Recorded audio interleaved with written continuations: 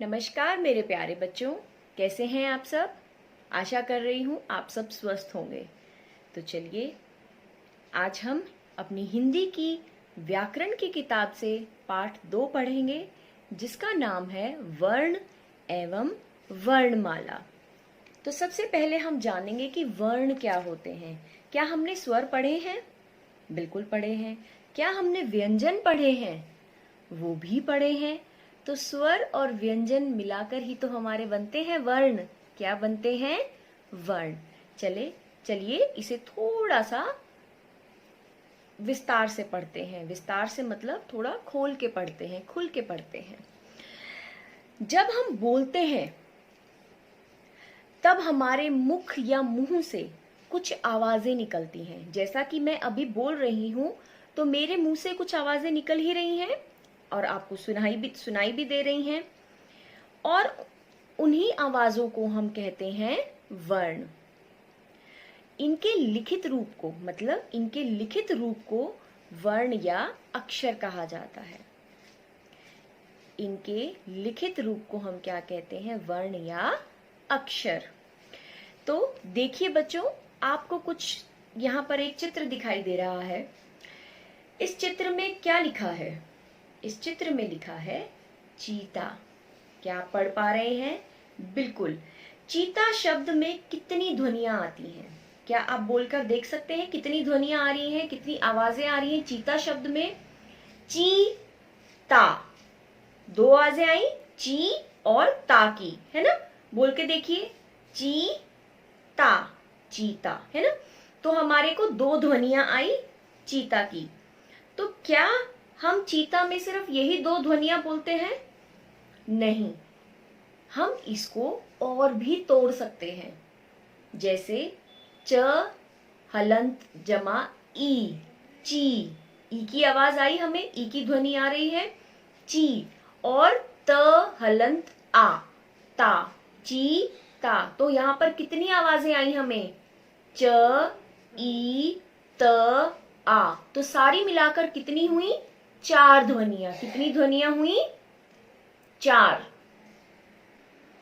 तो क्या हम इन ध्वनियों के और भी टुकड़े कर सकते हैं?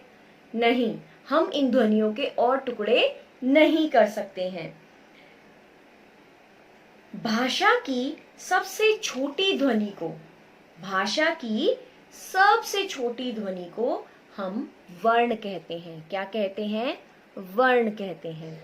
या मुंह से निकली अलग अलग आवाजें, उनको भी हम क्या कहते हैं? वर्ण कहते हैं।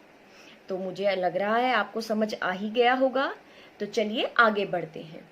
वर्ण 2 प्रकार के होते हैं। वर्ण कितने प्रकार के होते हैं? 2 तरह के। एक होता है हमारा स्वर और दूसरा होता है हमारा व्यंजन।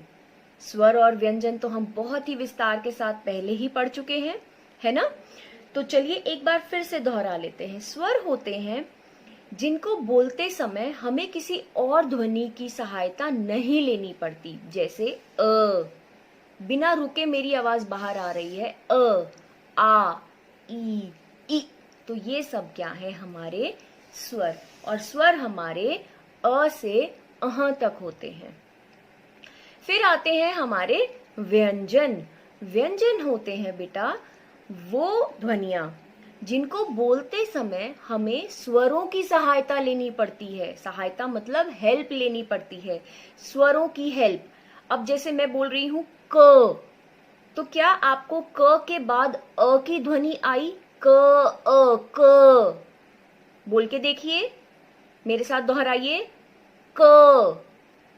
बिल्कुल, आपने सही पहचाना। क के बाद अ की ध्वनि आ रही है। इसका मतलब अ क्या है? अ एक स्वर है। तो क्या हमने व्यंजन को बोलते समय स्वर की सहायता ली? बिल्कुल ली। तो उन्हें हम क्या कहते हैं? व्यंजन। और स्वर हमारे होते हैं 11 और व्यंजन होते हैं हमारे 33, मतलब 33। ठीक है? तो चलिए एक बार जल्दी से हमारी किताब से भी कुछ पढ़ लेते हैं। वर्ण एवं वर्णमाला। चित्र पहचानिए और उनके नाम बोलिए। यहाँ पर आपको कुछ चित्र दिए गए हैं, क्या आप उनके नाम बोल सकते हैं? पहला चित्र है गेंद, दोहराइए मेरे साथ, गेंद, टॉफी, थर्मस।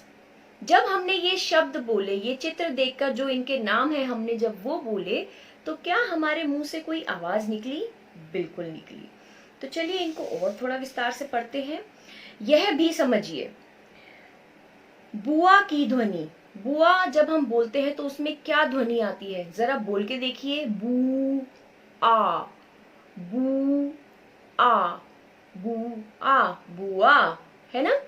तो ब उ आ, इसमें कितनी ध्वनियां आई हमें? 3 ध्वनियां। बू आ, ब उ आ, बुआ। अगला है हमारा आह। आह की ध्वनि, आ ह अ, आह। तो मुझे लग रहा है आप सब समझ ही गए होंगे कि मैं क्या पढ़ाना चाह रही हूं। अगले पृष्ठ पर आते हैं।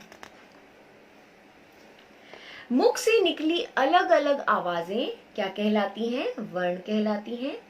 और वर्ण हमारे 2 तरह के होते हैं। कौन कौन से होते हैं? जरा फटाफट बताइए मुझे। स्वर और व्यंजन। बहुत बढ़िया। अब वर्णमाला क्या होती है? जो हमारे स्वर होते हैं, स्वर होते हैं अ से अह तक, इन सब को हम कहेंगे स्वरमाला।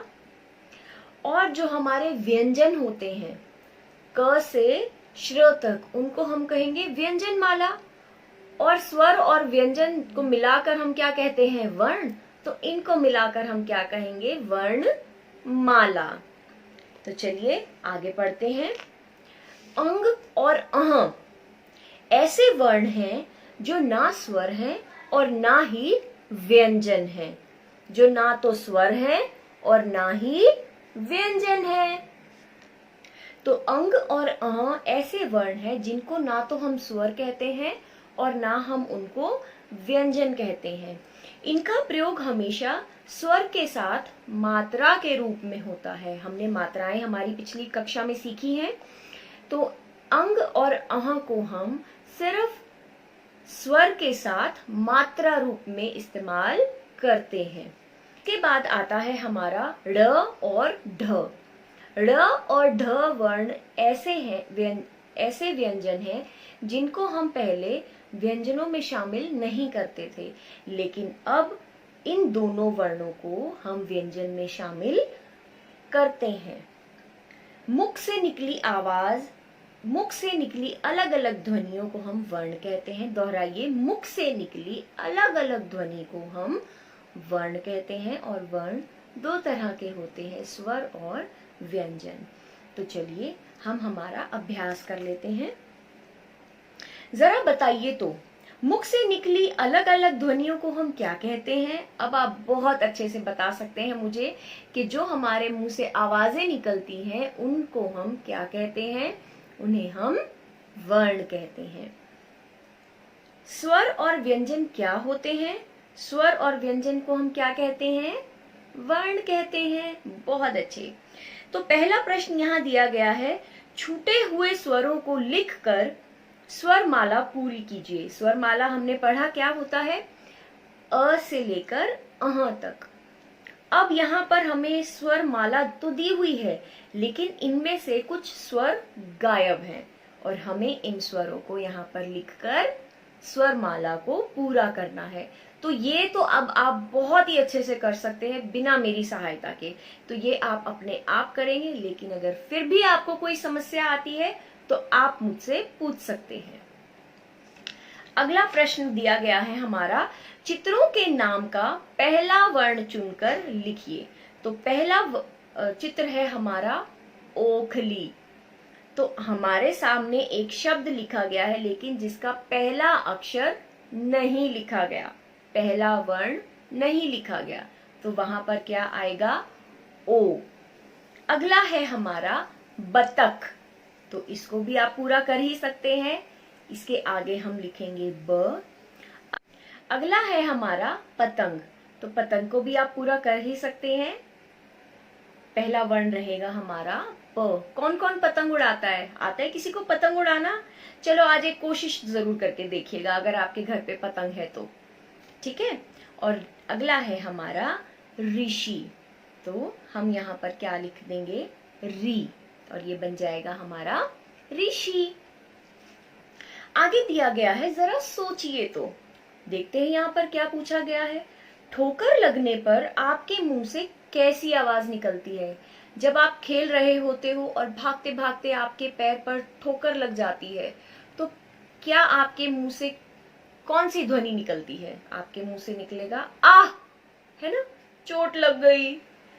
अगला है हमारा, समुद्र में लहरों के उठने पर और बादल के गरजने पर कैसी आवाजें आती हैं? समुद्र के पास तो हम नहीं जा सकते, लेकिन हाँ, आजकल बारिश का मौसम जरूर है, तो हम शायद बादलों का गरजना बहुत आसानी से सुन सकते हैं। तो वो जरा ध्यान से गौर से सुनिएगा और उसकी ध्वनि को बोल के देखिएगा।